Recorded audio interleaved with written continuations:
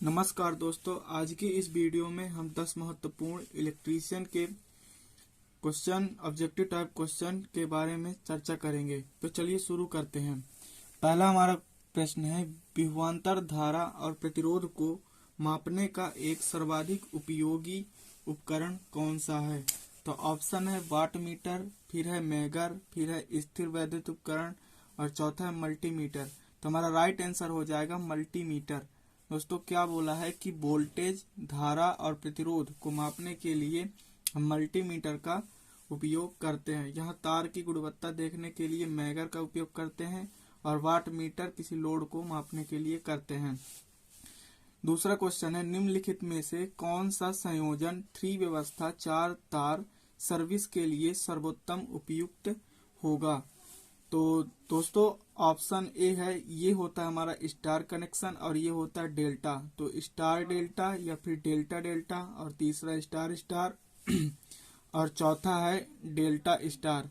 तो हमारा right answer हो जाएगा डेल्टा स्टार। दोस्तों स्टार में हमारा न्यूट्रल पॉइंट होता है, स्टार में हमारा न्यूट्रल पॉइंट होता है और डेल्टा में नहीं होता है। तीसरा क्वेश्चन है, एक धातु के तार में विद्युत धारा का प्रवाह होता है।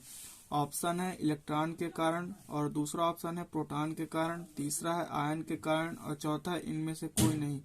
तो हमारा राइट आंसर हो जाएगा इलेक्ट्रॉन के कारण। किसी धातु के तार में विद्युत धारा का प्रवाह जो होगा इलेक्ट्रॉन के कारण होगा।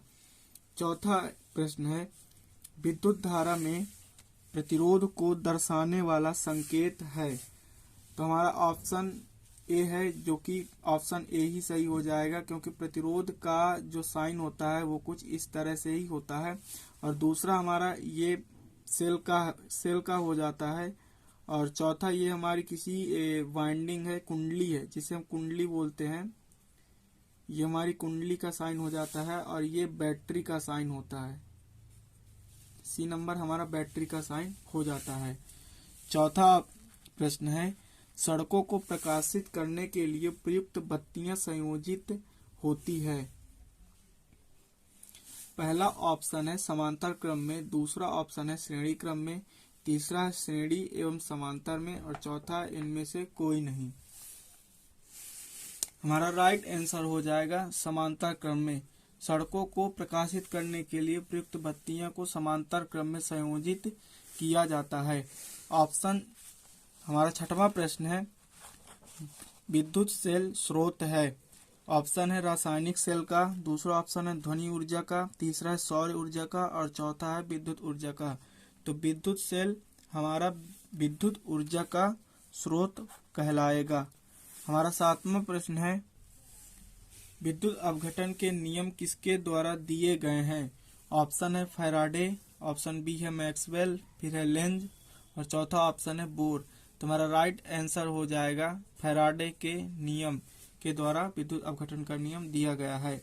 क्वेश्चन नंबर 8वां है, धारा ले जाने वाले दो समांतर तारों के बीच बल का उपयोग किसको परिभाषित करने के लिए किया जाता है?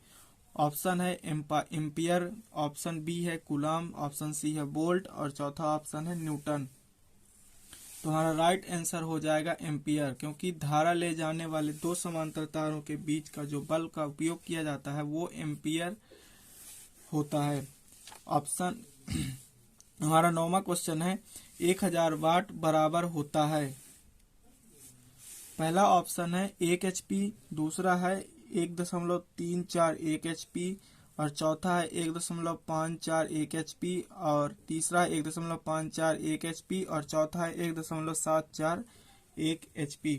तो हमारा राइट आंसर हो जाएगा 1.341 हॉर्स पावर 1000 वाट के बराबर होता है।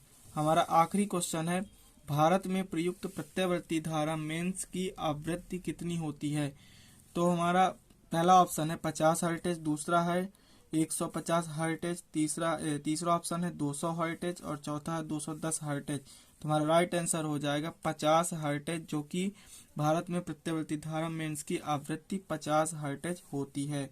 तो बस दोस्तों आज के लिए इतना ही, मिलते हैं किसी नेक्स्ट वीडियो में किसी नए टॉपिक के साथ। धन्यवाद।